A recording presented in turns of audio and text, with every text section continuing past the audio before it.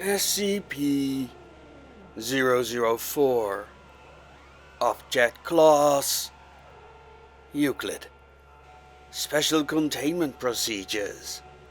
When handling items SCP-004-2 through SCP-004-13, proper procedure is vital. The items are not permitted to be moved off-site unless accompanied by 2 Level 4 security personnel.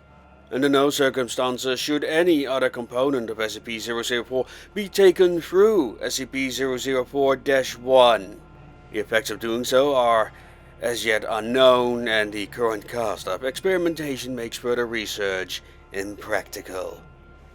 Should any of the objects contained SCP-004-1 breach containment, or the facility be breached, the keys must be brought inside and the door closed prior to activation of Site-62 on-site warhead.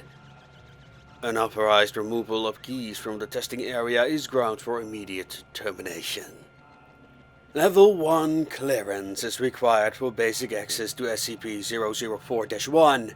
Level 4 clearance is required for use of SCP-004-2 to -13. Description: SCP-004 consists of an old wooden barn door, SCP-004-1, and a set of 12 rusted steel keys, SCP-004-2 through S-004-13. The door itself is the entrance to an abandoned factory in chronological history. 2nd of July 1949. A group of 3 juveniles trespassed on federal property near the door. According to their testimony, they found a set of rusted keys in an iron lockbox and determined what door the key unlocks. The juveniles were taken into custody after they contacted Sheriff when one of their friends, SCP-004-01, goes missing. 7th of March 1949. Local authorities find the severed right hand of SCP-004-01 8 kilometers from SCP-004-1. Other parts of SCP-004-01's body are found scattered as far as 32 kilometers from the factory. Under interrogation, the apprehended juveniles tell authorities that upon opening the door with one of the keys, SCP-004-01 was torn into several pieces, each of which disappeared. At this point, the SCP Foundation takes over the investigation. 7th of April 1949. SCP Agent obtains the keys from local authorities to begin testing. Tests show that SCP-004-2 through SCP-004-13 all fit into a single lock on the large barred door. 12 D-Class personnel are assigned to test the effects of the door. On the 12 test subjects, each try a different key to enter the room, only to survive. Opening the door with each key except SCP-004-7 or SCP-004-12 caused the test subjects to be torn apart in multiple directions. However, no dismembered parts were found until later. All the time of writing, only 2 parts of each subject have been recovered, with the exception of the subject using SCP-004- whose pieces were scattered in close proximity. The others have, for all intents and purposes, vanished from existence. Of the 2 surviving subjects, only 1 have used SCP-004-7, returned unharmed.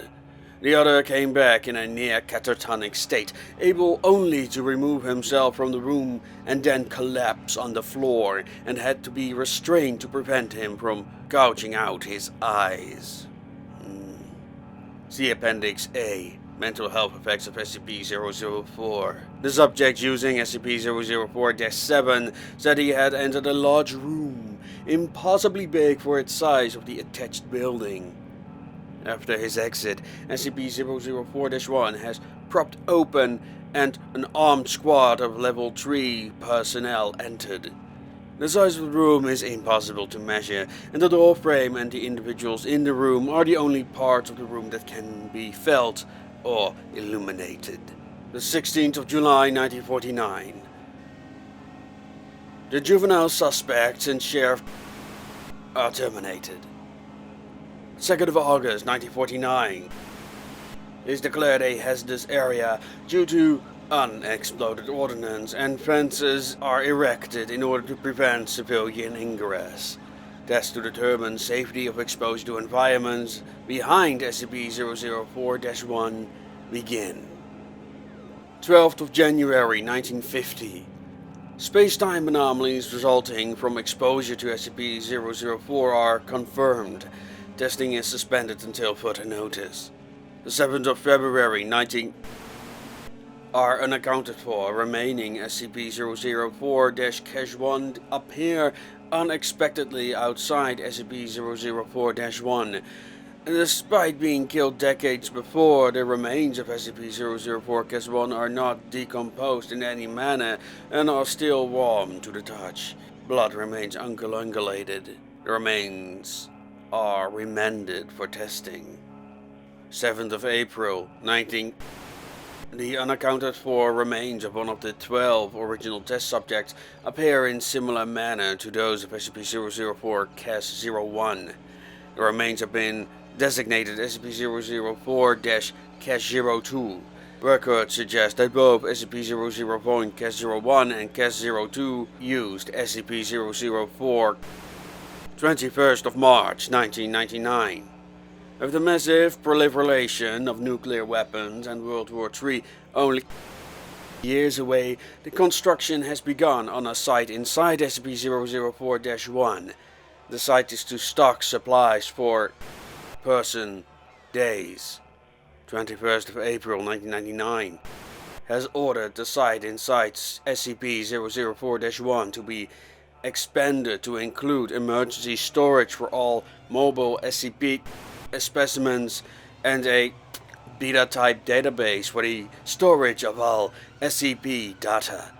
The facility is now referred to as Site-62. 25th of September 2000. Site-62 is operational. Labs and containment units are complete and can obtain the most dangerous specimens. Backup of the SCP database has begun. 25th of January 2001. Due to time anomalies, see space-time anomalies below, all personnel working at SCP Site-62 are now required to reside on site permanently. Families of personnel are to be informed that their loved ones perished in an industrial accident. Cloned bodies have been prepared for funeral. 14th of August 2003. Massive power outages across northeast United States through Canada. Due to the initial failure of multiple SCP generators, Site-62 has without power for 53 minutes. During those 53 minutes, those on the site were completely without any source of light. They reported sensing creatures and people, although no abnormal entities could be seen or felt.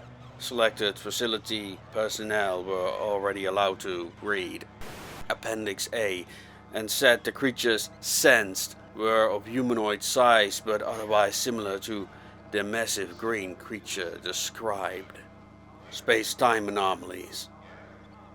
SCP-004 seems to propagate spatio-temporal anomalies. Personnel leaving the facility report losing time. Those who have been in the site for weeks insist that they have only been in the facility for several days, and records of work completed and supplies consumed support their claims. Other temporal anomalies involve SCP-004-2 through 13, especially the reappearance of SCP-004-01 and SCP-004-02 exactly years after using SCP-004- has been assigned to investigate all aspects of these time anomalies. Spatial anomalies include the impossible large dimensions of the area opened by SCP-004-7. Similarly, the 2003 blackout incident suggests that there exists an alternate plane of existence within the same space that Site-62 occupies. Additional notes. Testing on SCP-004 reveals that 10 of the keys open SCP-004-1 on a dimension where the laws of physics and topology are significantly different than those of our home dimension. Test subjects meeting these hostile conditions are torn apart, their body parts deposited in various locations, only 3 of which have been verified to be on Earth. Material deposited at 2 of these points appear immediately. Material deposited at the third appears exactly into the future.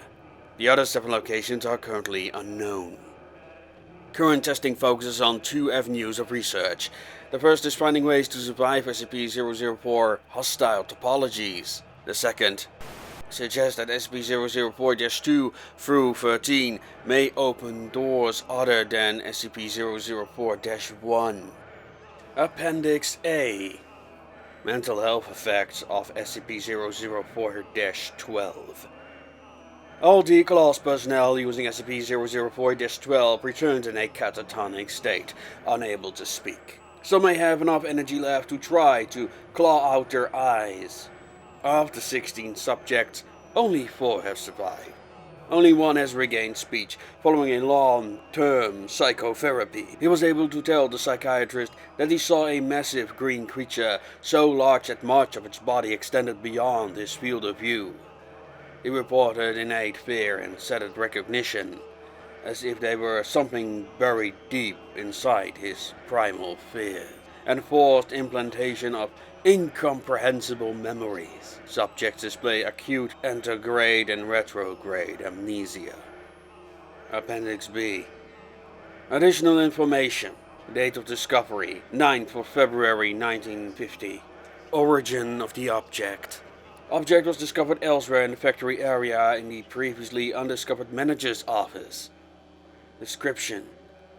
Object appears as a large, unvarnished wooden box. The box may be unlocked by the safe key SCP-004-7 as well as the 5 of the unsafe keys. See document SCP-004-1. Upon opening SCP-004-14 with SCP-004-7, the box opens automatically on hinges. The volume of the space inside is precisely 5 times greater than the outer dimensions imply. The items placed within while the box lid remains open do not affect the weight or any other properties of the box. When the lid is closed and locked, however, all items inside vanish irreversibly. Personnel locked inside the box are also irretrievable, although losing personnel in this fashion appears to affect significantly the dreams experienced by